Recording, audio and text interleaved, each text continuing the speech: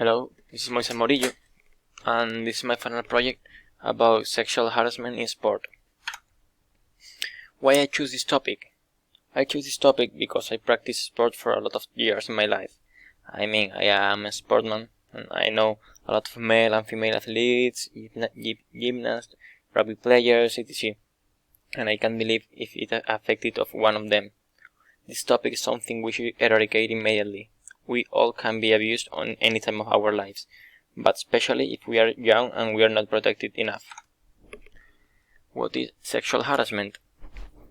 It is any form of unwelcome sexual behavior that's offensive, humiliating, or intimidating. Most importantly, it is against the law.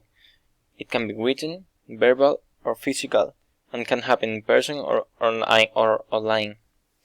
Both men and women can be victims of sexual harassment.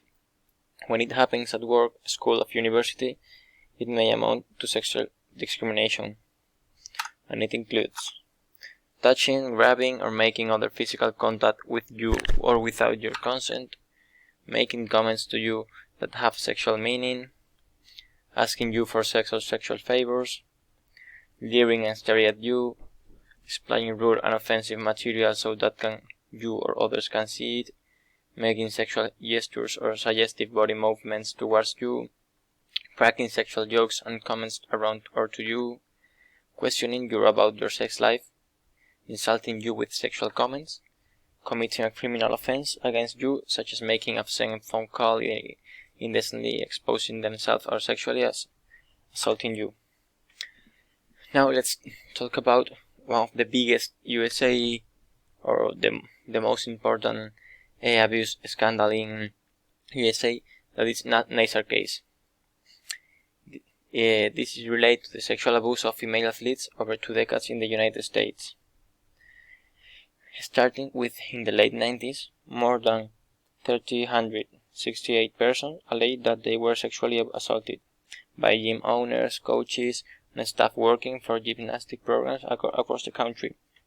Particularly, longtime USA USAG national team Dr. Larry Nassar has been named in hundreds of lawsuits filed by athletes who said that Nassar engaged in sexual abuse for at least 14 years.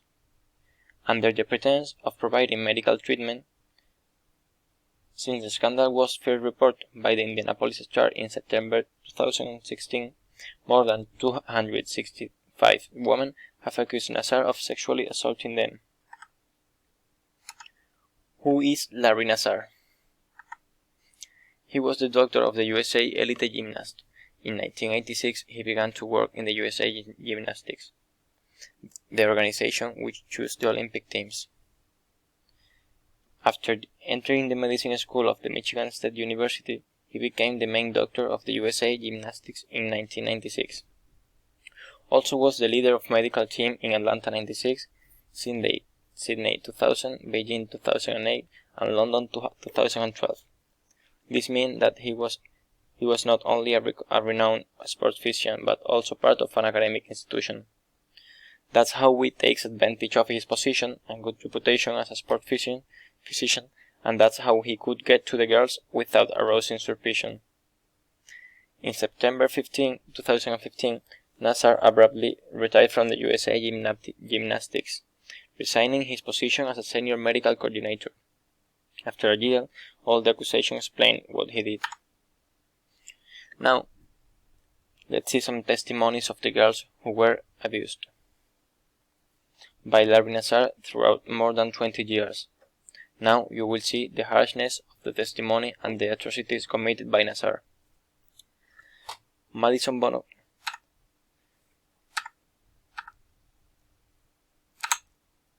Let's start with Madison Bonofiglio. Now you can see the testimony, and especially she said she would see Nassar once or twice a week for an hour or so at a time, for treatment or for injuries.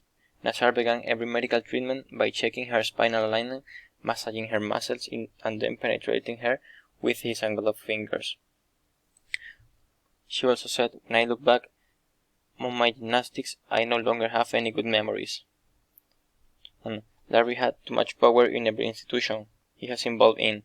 No one should have that much power and that much access to little girls ever. That's hard to hear and to see. She's Marison Bonofiglio. Now Rachel den Hollander, who is the first one who publicly accused Nazar of sexual abuse.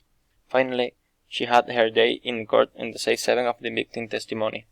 Den Hollander said she had described in detail to multiple athletics department personnel at Michigan State University that Nazar assaulted her when he treated her at the age of 15, but her complaints were ignored. She also added that Nazar's sentence sent to a strong message to his victims that their lives do matter, as well as a warning to other predators.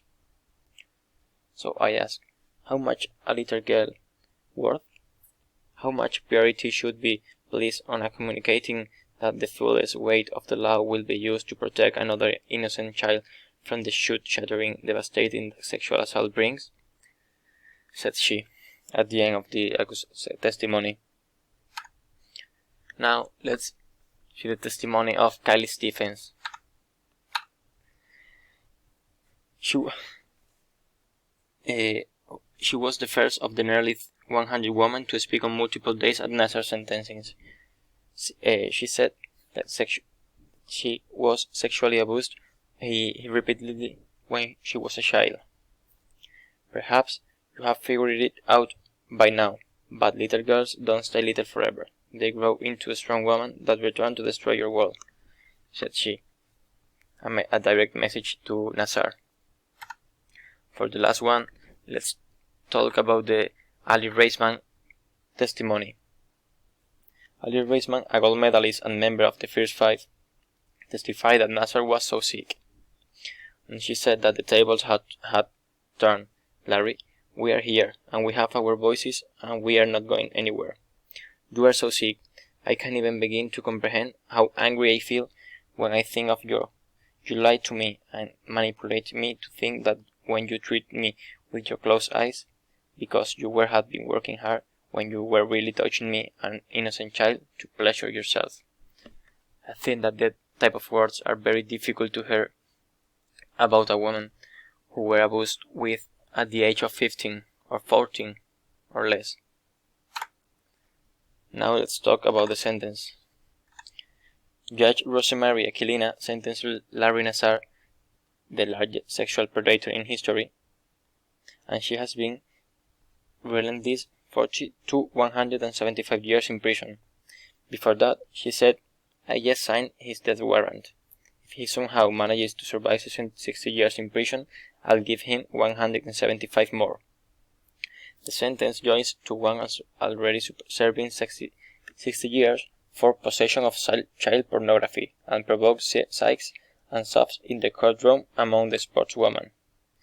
The army of survivors, like she said, because you are no longer victims, but survivors, said the judge, who allowed Nazar to speak before issuing the verdict.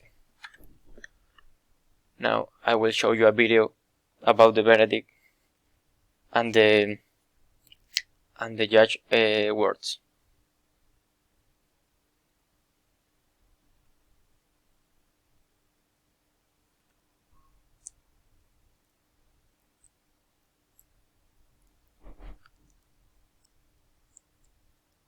The link video is at the end of the presentation, and you can download it from there. Now let's talk about what can you do to prevent sexual harassment. First one, you can talk to the offender. You can try to resolve the situation quickly by yourself, explaining to the person who is harassing you that their behavior is unwanted. This could be very difficult to face your offender, but maybe if you are direct and tell him what's going on, you can have good results. Be informed. If you are being harassed at the work, school or university, find out what their policies and procedures are for preventing and handling sexual harassment. You have to make sure your workplace or your school, university has an anti-harassment policy, which affects employees, managers and directors You can also keep a document which you write everything that happens, including when it occurred, the names of any people who saw what happened, and what you have done to try to stop it. You can also save an evidence. Keep the text messages, social media comments, notes, and emails. This evidence can help if you make a complaint. Everything you have which can demonstrate that someone abused you is essential if you want to report it to the police. And for the last one, you can get external information and advice. For work situations, check law staff to find the union representing your industry can give you an advice on your options and your rights. Someone can also act on your behalf if you don't feel comfortable pursuing the issue alone. They should respect your confidentiality.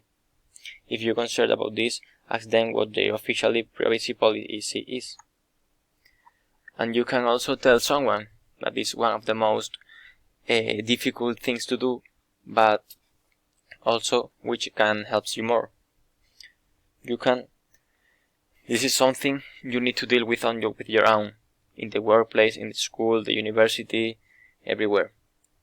It might be worth talking to your manager, director, or your school tutor, who will be able to help you decide what to do.